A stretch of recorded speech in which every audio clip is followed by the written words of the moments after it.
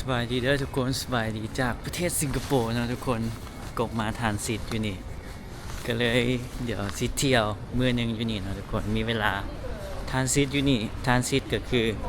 มาต่อยนต์เพื่อจะไปประเทศต่อไปก็บ่บอกเนาะสิไปใส่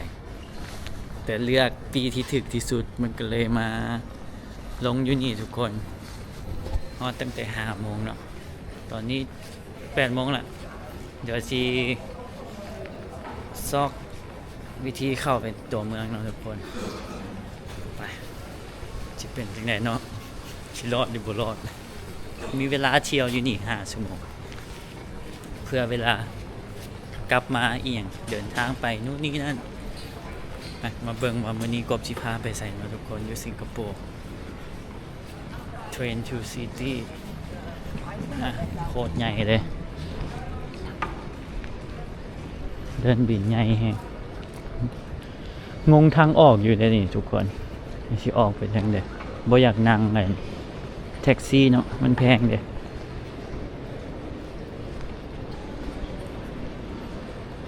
ก็เลยต้องนั่ง MRT เอานั่งรถไฟออกประหยัดไปเที่ยวสิงคโปร์มื้อเดียวก็พอแล้วนะทางใดเนาะบัดนี้บัสเทอร์มินอลเทรนทูซิตี้ลงนี่ใหญ่แฮงกบมาสิงคโปร์ล่าสุดตั้งแต่ก่อนโควิดทุกคน6 ปีก่อนเพิ่นได้นี่ก่อนโควิดตอนนี้เราสิไปนี่แม่นหยังแม่นเด้ MRT ลง Yes Okay thank you พอดีแม่ป้าเนาะเราบอก MRT ว่า downstairs คันมาอยู่นี่จัก3 คืนนี่ซื้อเป็นการ์ดเนาะตอนนั้นกบมาซื้อเป็นการ์ดแล้วซื้อซาวดอนประมาณนี้แล้วเฮาก็แตะไปแต่กบนี่จะซื้อเป็นเทอละจุดเอาเพราะว่าเฮาบ่ได้อยู่นี่โดนเลยทุกคนอยู่แต่4 ชั่วโมง5 ชั่วโมงก็เลยที่สั่งไปเนาะสถานที่แรกกบที่ไปก็คือตาม ChatGPT เลยทานาเมราซิตี้ฮอลล์ไปมารีนาเบย์แซนด์ซื้ออยู่นี่จ้ะมารีนาเบย์แซนด์งงเนาะทุกคนตอนนี้เขาอยู่นี่แต่กบชิมาตัวนี้ทานาเมราตัวนี้แล้วก็จึงสิไปต่อเอาเฮ็ดจังได๋เนาะงงไป บ่ได้ขี่ดนตอนลงขี่ MRT ครั้งแรกก็อยู่นี่แหละทุกคนมาลงน่ะลงวัดส่วนหลายไปกรุงเทพหมู่พาเฮ็ดเด้ มาขี่มาลงอยู่นี่ คือสิแม่นแหละนี่ทานาเมล่าแม่นแล้วเอาไปสิรอดหรือบ่รอดเนาะรอดอยู่ดอกบ่ได้นั่งในที่ดนเลยรู้สึกว่าซิวๆเนาะทุกคนเลาะมาหลายประเทศเลยบ่ได้ตื่นเต้นเลยเพราะว่าเคยลงแล้วจนทามจนหู้ขึ้นหู้ลงอ่ะนะสิแหละมามื้อนี้สิลงอยู่บ่ก็มีกินตัวสิลงเนี่ย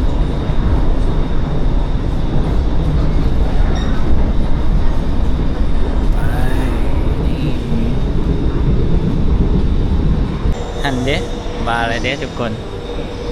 มันมาอะไรเด้กบมาแต่นี่เนาะมาฮอนเอ็กโพมาฮอนนี่ปุ๊บมันมีให้เลือกไปพุ่นไปหั่นแล้วมันไปพุ่นอ่ะมาฝั่งนี้ติดฝั่งตึ๊บเฮาสิไปฝั่งนี้มานี่ปุ๊บเฮาสิไปตัวนี้ซิตี้ฮอลล์เมื่อกี้ไปฝั่งพุ่นเนาะพอประตูมันมี2 ฝั่งเด้นี่แหละลงจังซี่นี่แหละก็เลยจื้อเลยบัดนี้เมื่อกี้ก็ลงคือกันลงไปผิดฝั่ง มาเอาใจช่วยนำกันนะทุกคนมาบ้านเฮาบ่มีเนาะการที่เฮาจะลงมันบ่แม่นเรื่องแปลกเนาะบัส เครดิตนะทุกคนเท่าไหร่เนาะง่ายเนาะมีบัตรเครดิตแบบจ่ายหูดไปเลยบ่ถ่าไปซื้อตั๋วซื้อหยังออกฟังได้เนาะบัดนี้ เอ๊บัสเซอร์วิสทราวเวอร์พาริสมันมีหลายทางออกนะทุกคน มันมี A B C นี่แหละ แต่ผมรู้สึกธรรมดาเลยทุกคน แต่ก่อนนี่กบแบบย่าน เดี๋ยวนี้แบบเดี๋ยวมันมีอย่างแนี้นี่ดิมันจะมีบอกช้อปปิ้งสิงคโปร์เซาท์บีชบอแม่แล้วออก A เนาะพอกบจะย่างไปมองนี่ทุกคนชื่อมันเอิ้นอีหยัง Marina Bay Sands ตัวนี้นะทุกคนเพราะว่าจุดแลนด์มาร์คที่ว่ามาสิงคโปร์ก็ต้องไปนี่เนาะเพราะว่าจุดตัวสิงมันก็อยู่ใกล้ๆนี่เลยก็เลยสิย่างโอเคไปออกประตูเลยเนาะบัดนี้มีหลายทางออกเนาะอันนี้ก็ออก ย่างไป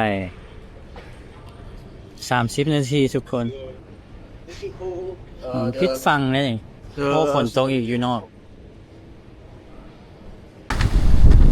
ย่างออกมานอกแล้วก็เบิ่งความเจริญบ้านเขาเจ้าเนาะทุกคน ตอนครั้งแรกที่กบมาแบบว้าวเทว้าวอะแบบประเทศนี้น้อยหนึ่งแต่ตึกโคตรใหญ่เลยเนาะแต่คำว่าโคตรใหญ่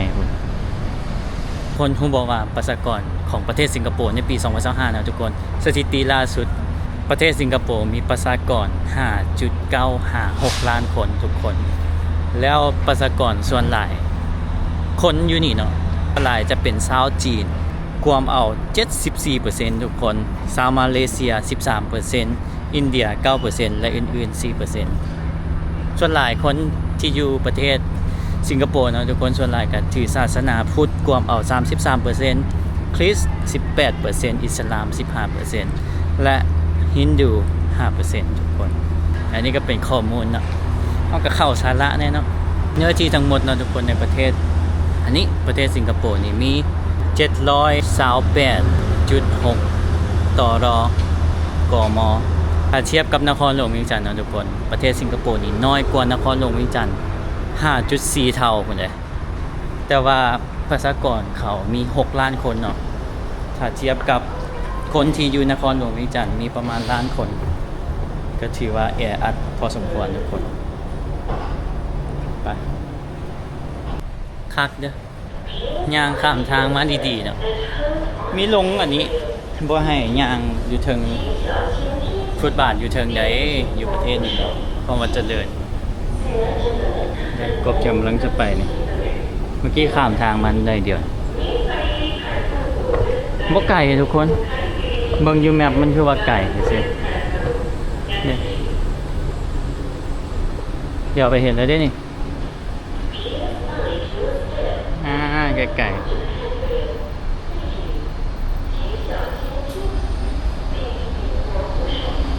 มารีนาเบย์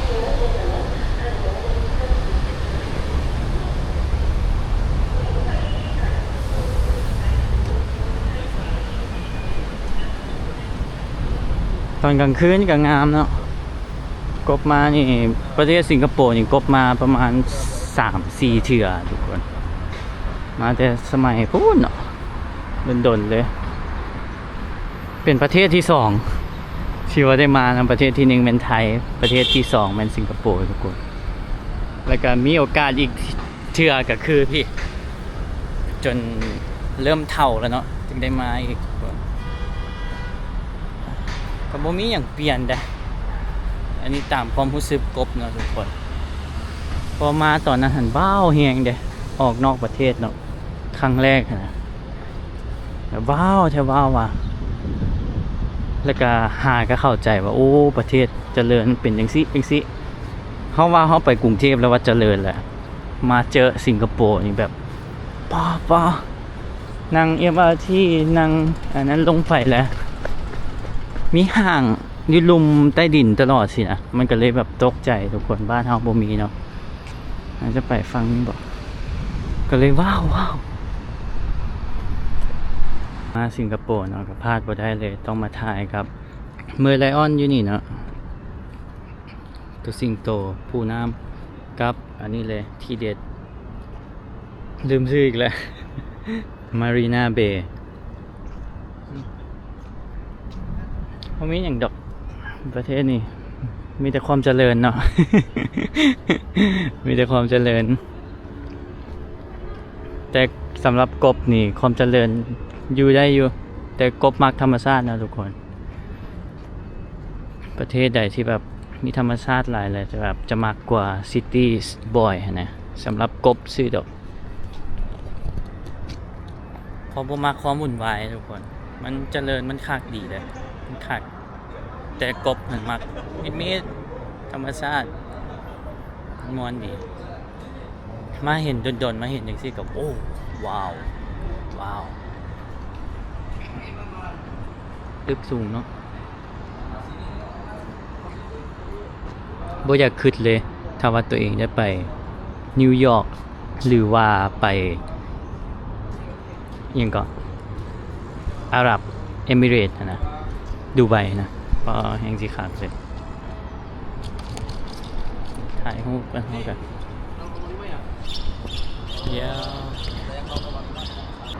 หลายคนอาจจะสงสัยนะทุกคน Marina Bay Sands นี่แมนอย่างอันนี้จะแมนโฮงแฮมนะทุกคนจะมีโฮงแฮมคาสิโนศูนย์ประชุมจะเป็นศูนย์การค้าเนาะห้านอาหารโรงละครอันนี้ก็อ่านภาษาไทยแล้วแปลเป็นลาวให้ทุกคนฟังเนาะอาเบอยู่สิงคโปร์นี่เปิดทำการปี 2010 เนาะออกแบบโดยสถาปนิกชาวอิสราเอลแคนาดาจุดเด่นก็คือเป็น 3 ตึกเนาะทุกคนเด้เป็น 3 ตึกแล้วก็มีอาคารสกายพาร์คถึงยอดตึกต่อกันนี่มีสระลอยน้ำอยู่ถึงเนาะซึ่งเป็นถึงว่าดังแฮงมีเงินก็อยากไปพักอยู่เนาะจะคืนแล้วแหละก็คือสิหนักอยู่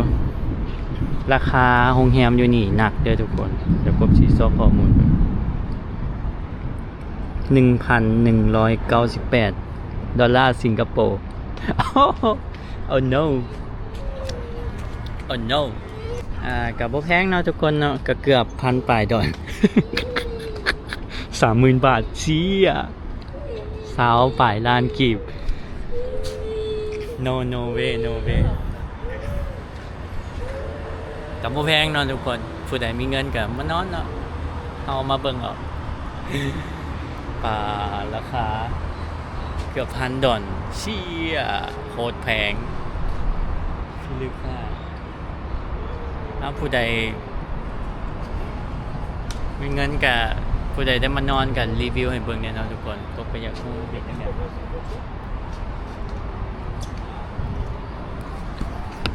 พี่เล็กเนาะเขตนี้ก็จะเป็นตึกอาคารต่างๆธนาคารห้างบ่อเอียงต่างๆ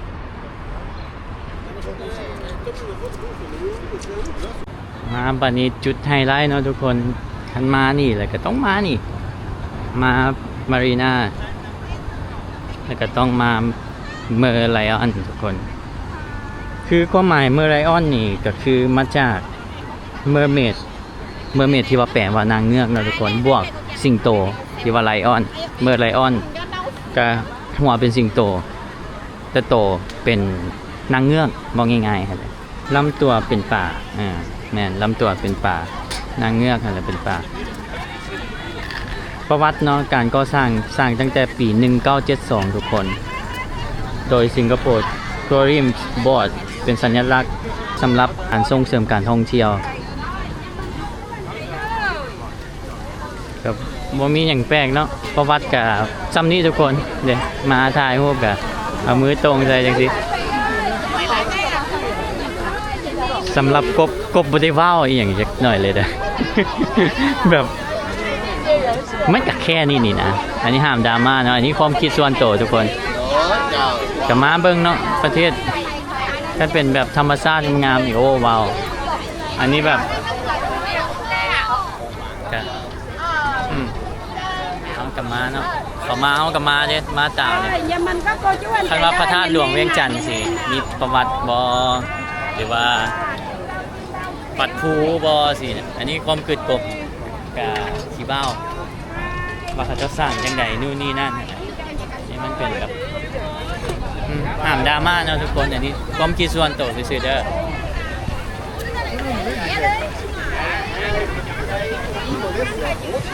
หรือว่าตึกที่สูงที่สุดบ่สิ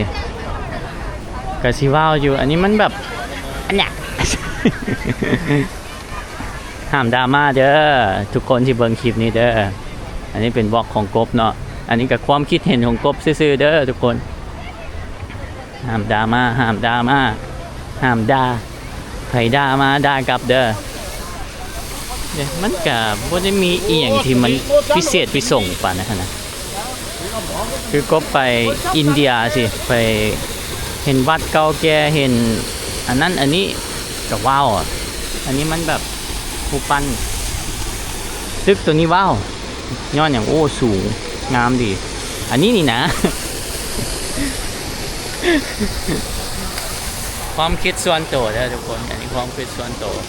ก็อยากเล่าให้ทุกคนฟังมากบรู้สึกจังไดมาเที่ยวมันเป็นบล็อกของกบเด็ดเอาถ่ายรูปก่อนสั่นได้มาแบบจะเห็นกับเจ้านบนะทุกคนเนาะสิ่งศักดิ์สิทธิ์เขาเจ้าเนี่ยเราหน้ามาจะถึงเนี่ยนบนี่กันแล้วแต่ความเชื่อนะใครเสื้อกับเสื้อเคนไอพี่บ่เสื้อ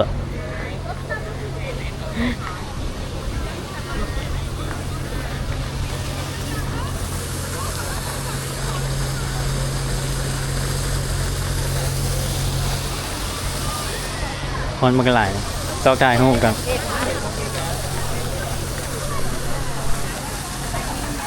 ต้องเห็นมุมนี้จึงงามให้ผู้ใดน้อถ่ายให้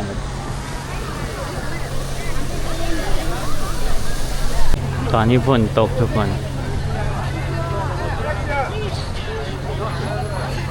คนหลายนะอ้าปากเลยเอา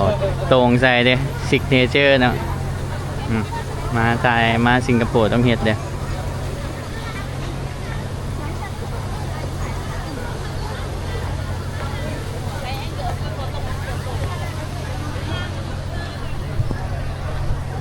ชอบกินข้าวเนาะจะกินอาหารจีนนะตอนนี้ฝนตกห่างกันยังบ่เปิดนะตอนนี้9:41ทุกคน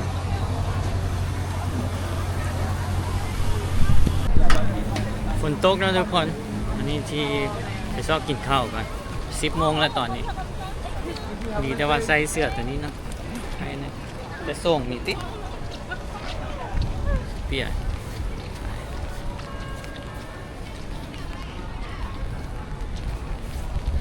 กบจะย่างไปประมาณ2 กิโลเนาะทุกคนย่างไปประหยัด เดี๋ยวจะไปกินข้าวจะฟู้ดคอร์ทนี่พุ่นเนาะอยากกินอย่างเส้นมีเหลืองนะมีเป็ดนะโคตรแซ่บเดี๋ยวจะไปกินจักดอนบ่จือเนาะประมาณ10 ปลายดอนนี่แหละแพงอยู่เนาะแพงขนาดเลยแต่ก็คือว่าแหละมาประเทศเขาเนาะทุกคน บ่ได้อยากมาจังหน่อยแต่สิงคโปร์แต่มันเป็นปีที่ว่าถึกทุกคนคือกบหันจองปีจะไปประเทศต่อไปแต่ตัวนี้มันถึกที่สุดมันมาทานสิทธิ์แบบ11 ชั่วโมงก็เลยโอเคเลือกเอาตัวนี้ซะก็ซ้ำกับมาแวะยามสิงคโปร์แล้วก็พาทุกคนมาเที่ยวนำเนาะแต่ห่างไกลที่มันเมื่อยนอนจาก1 ชั่วโมงเนาะว่าตอนนี้ห่างไกลก็คือว่าโอเคขึ้นมันไม่ได้แหมคอหลายทุกคนกินน้ำดื่มเสร็จแล้วเป็นไข่แล้วเบอร์นี่แกงฝนนี่เลย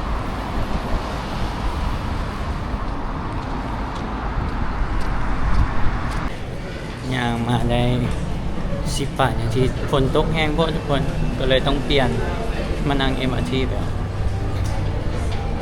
ไปใส่นอกวันนี้ก็ที่ไปห่างเนาะ มันซื้ออยู่วะตอนนี้เขาอยู่นี่ซิตี้ฮอลล์สายสีแดงนะมันบอกไปออชาร์ดบอกว่าตัวนี้ไปซะ3เนาะไปตัวนี้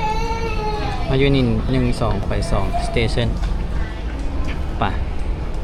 Somerset กับบริใหญ่เลยถ้าเทียบกับอยู่กรุงเทพเนาะอยู่กรุงเทพจะใหญ่กว่าอันนี้คันเขาแยกสีเหลืองสีเขียวสีฟ้าสีใดอีกสีตะหมูสีแดงแยกออกเลยก็โอเค East West North เหนือกลางใต้สินะไปเดี๋ยวมันจะมี2ฝากเนาะฝากนี่กับฝากนี่อันนี้กบจะเว้าเพื่อคนบ่เข้าใจนะบ่เคยขี่เขาอยู่นี่แล้วมันยังมีคันหนึงไปฝั่งนี้คันหนึงจะไปฝั่งนี้นี่คันเขาไปขึ้นบิดฝั่งมันก็จะลงไปฝั่งนี้จะเป็นคนละฝั่งนะทุกคนเพราะว่ากบลงเนาะกบลงกายไปสมมุติว่าสิมานี่เขามานั่งฝั่งนี้ไปบ่ไกลๆแล้วก็นั่งกลับกายไปอีกไปนั่งกลับมาอีกก็เลยจื้อเลยอันนี้ถึกแล้วเอาไป2 station อันนี้เว้าเผื่อคนบ่เคยนั่งเนาะทุกคน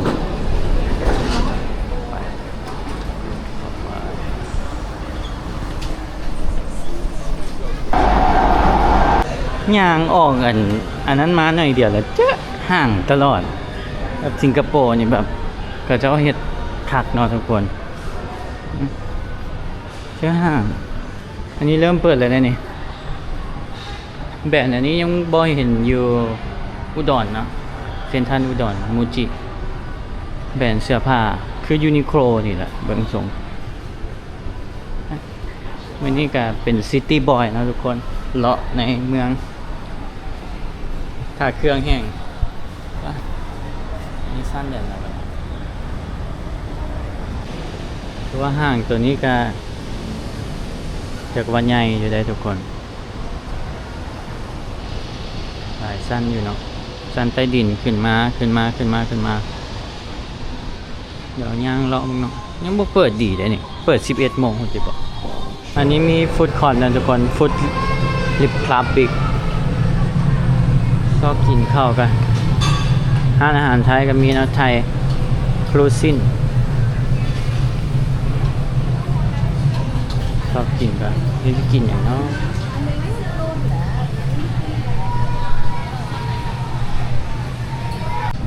สั่งตัวนี้นะทุกคน 6.5 เดี๋ยวจะขึ้นเป็นดอลลาร์ให้แต่ว่ามันตัดเงินกบไปจ่ายบัตรเครดิตนะทุกคนเขาได้แลกเงินเลยมันตัดไป 5.10 แสนปลายไปได้หนึ่งแพงได้หนึ่งจะไปซื้อน้ำก่อนจะกินตัวนี้แหละแซ่บเนาะไก่กับมีเส้นมีกับมีทำไปซื้อน้ำก่อน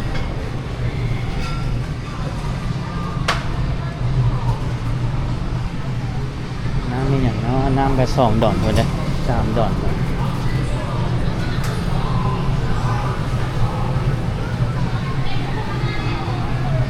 3 ดอนกับ60 บาท50 บาทแพงสุด 3.5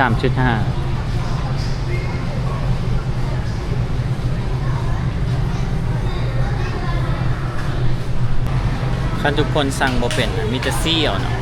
ถ่ายรูปแล้วก็เอาให้เบิ่งคือกบก็อ่านตัวนั้นบ่อยากเป็นการ์เดนลี่บันดังตัวสีแดงเนาะอยากกิน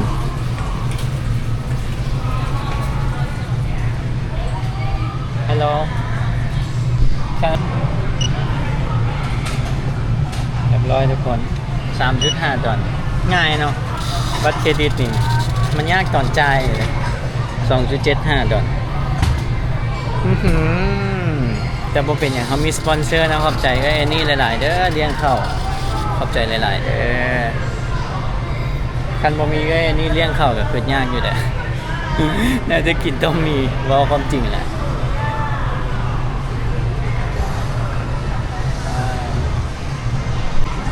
กระจอก1 60,000 กีบทุกคน88 บาทถึงดอลลาร์ 2.5 ดอล ถ้าอยู่ห่างเนาะก็ประมาณนี้แหละแต่ก็จะสูงกว่าอยู่บ้านเฮาหน่อยหนึงเนาะมาทุกคนอาหารเข้ามาแหละมีเนาะมีเส้นน้อยๆเนี่ยน่าจะคืออยู่น่าจะคืออยู่มาเลเซียหอมนะหอมแล้วก็มีไก่เนาะไก่ปิ้งมีผักอันนี้ก็เป็นเครื่องเคียงโอ้น้ำซุปมากินก่อนทุกคนบ่ไหวแล้วหิวข้าวไง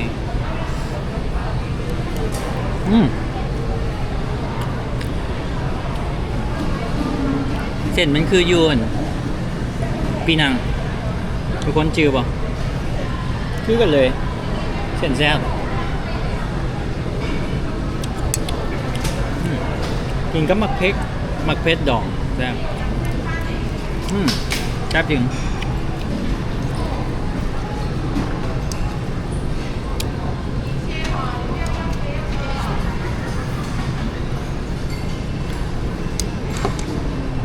น้ำซุป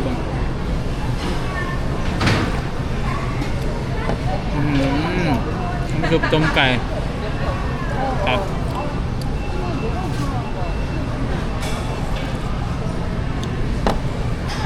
แล้ว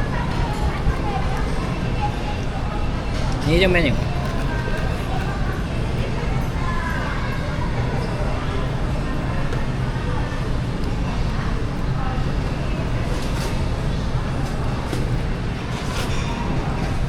กลิ่นหอม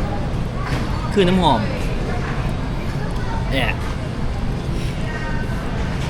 กินคือน้ำหอมเลยทุกคนโอ้มะนาวเลยกินก็ทุกคน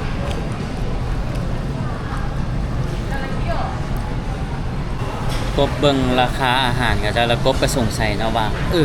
ค่าแห้งขั้นต่ำกับเจ้าอยู่นี่ได้มื้อละเท่าไหร่กบไปซอกข้อมูลมาทุกคนขั้นอาชีพแม่บ้านยามรปภเนาะทุกคนรปภพนักงานห้านอาหารต่างๆนี่จะได้เดือนละประมาณ$1,700ทุกคนแม่บ้านทั่วไปได้1,700ประมาณ$1,740แม่บ้านข้างในออฟฟิศได้$2,800ต่อเดือนทุกคนถามว่าเฮ็ดเวียกพาร์ทไทม์เฮ็ดเวียกแบบพาร์ทไทม์เฮ็ดเวียกพาร์ทไทม์ก็ชั่วโมงละ$10กินเย็นแล้วก็เว้าซี่ไอทุกคนโมงละ$10 1,700กับประมาณ1,700นี่กับประมาณ40,000ปลายบาททุกคน46,000ไล่เป็น47,000หลายเนาะ47,000 บาทถ้าแม่บ้านอยู่ในห้องการในออฟฟิศก็55,000ประมาณ55,000โอ้หลายถือว่าหลายเลยอันนี้เป็นแห้งค่าแห้งต่ำสุดและบัดนี้ค่าแห้งสูงสุดเนาะทุกคนค่าโอ้ยใช่มาวันนี้ค่าแห้งสูงสุดนี่ต่อเดือนสูงสุดเดือนละ$37,766หรือประมาณหรือตกปีละ$453,200ขั้นไล่เป็นบาทเนาะเดือนละ37,000ไปก็เดือนละประมาณล้านบาทปีก็ประมาณ12ล้านปลายบาท12ล้าน2แสนบาทสุดอันนี้แบบเงินเดือนที่ว่าสูงอยู่ในสิงคโปร์ทุกคนแล้วบัดนี้ซีดที่เฮ็ดที่ได้ค่าจ้างที่ว่าสูงเหยียบหลักประมาณ$20,000ต่อเดือนก็เป็นพวกinstructor พวกเกี่ยวกับวิศวกรถือว่าคนที่ว่าได้เงินเดือนหลายอยู่สิงคโปร์ก็คือเงินเดือนเขาเจ้าประมาณ$20,000นะทุกคนหรือว่าคิดเป็นเงินบาทก็ประมาณ540,000 บาทต่อเดือนบ่เพื่อบ้านเฮาเลยเนาะ พี่ลึกเนาะพี่ลึกทุกคนสมเพราะแบบอาหารการกินเองเขาเจ้าแบบมันแพงเนาะอีกหน่อยเดียวซ้ำเลทเงินดอลลาร์เลยได้นี่ดอลลาร์สิงคโปร์มันลื่นกันหน่อยเดียวลื่นกัน20 เซนต์หนึ่งไปนี่เป็นข้อมูลเนาะทุกคนกินเย็นแล้วสิไอ้โอ้ยตอนนี้ยังอึ้งอยู่เนาะหรือว่าต้องมาเฮ็ดเวียกอยู่นี่บ่ได้เงินหลายค่าจ่ายกันหลายคือกันค่าเช่าห้องย่านมันเดือนละเป็นพันมุนตี้นี่เบิ่งนี่เนาะค่าไปค่ามาโอ้อยู่บ้านเฮาเลยดีเนาะอยู่บ้านเฮาดีเฮ็ดไร่เฮ็ดนาเฮ็ดสวนกินธรรมชาติประหยัดแต่อยู่นี่มันก็ดีกว่ามันสบายกว่าเด้มันก็วุ่นวายเนาะทุกคนมันวุ่นวายแน่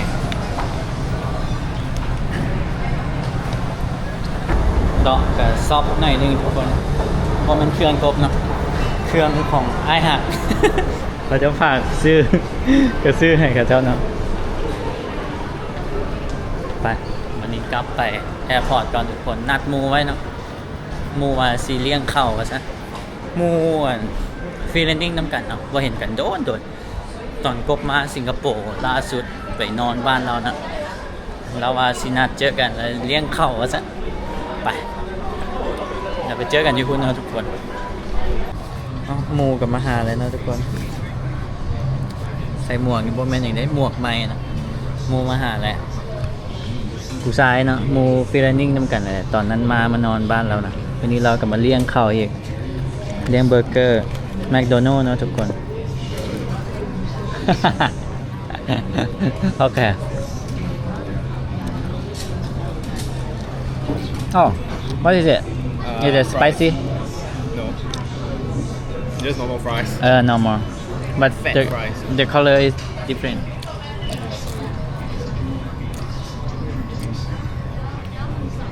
ครับจะกินข้าวกันทุกคนรวมกันก็หมูครับ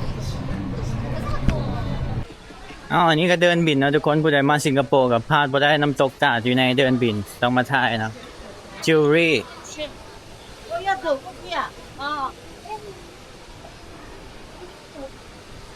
จิวเวลรี่ชัง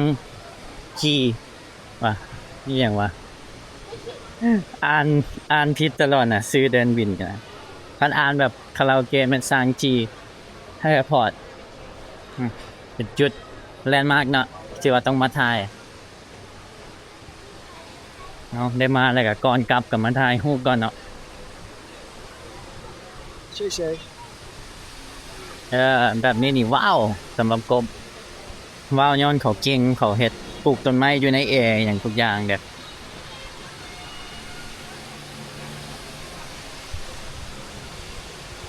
Yes. อันนี้แบบอลังการของงานสร้างเนาะมันคือแบบโดมลงไปมุดลงไป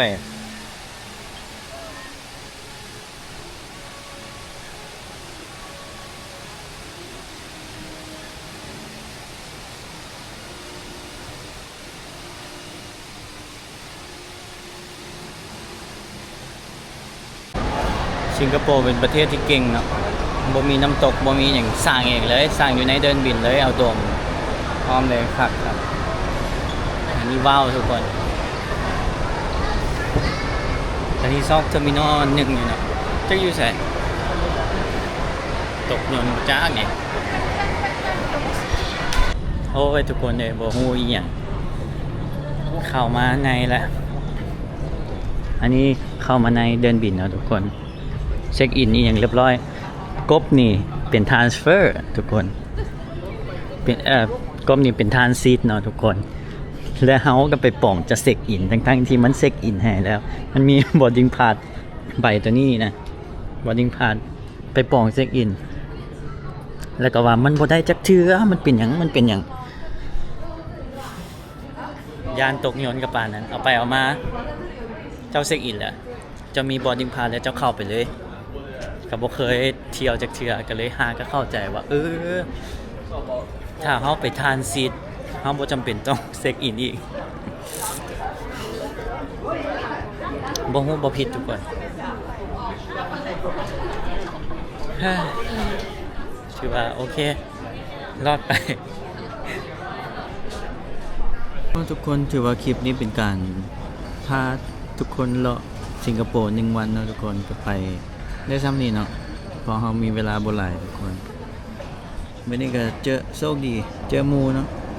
รุ่นน้องนั่นแหละก็เป็นหมู่กันเนาะเป็นหมู่กันเป็นหมู่อยู่นี่ก็ถือว่าเป็นหมู่อยู่นี่เนาะทุกคนแล้วก็เลี้ยงแมคโดนัลด์ว่าโชคดีประหยัดไปแล้วมานี่รู้สึกว่าสบายบ่ท่าแลกเงินเลย มีแต่บัตรวีซ่าสแกนตุ๊ดง่ายเนาะบัตรนี่เนาะหาก็เข้าใจว่ามันง่ายเลยสิมันโพสะดวกสบายเลยไปใส่มาใส่ง่าย และอีกอย่างอยู่ประเทศนี่ก็ซื้ออย่างก็จะผ่านบัตรบ่มีเงินสดเลยคักทุกคนเอ้าขอพักผ่อนกันนะทุกคนถ้าติดตาม EP ต่อไปว่ากบจิไปใส่ไปประเทศใดบ๊ายบายทุกคนเจอกันคลิปหน้าเด้อบ๊ายบาย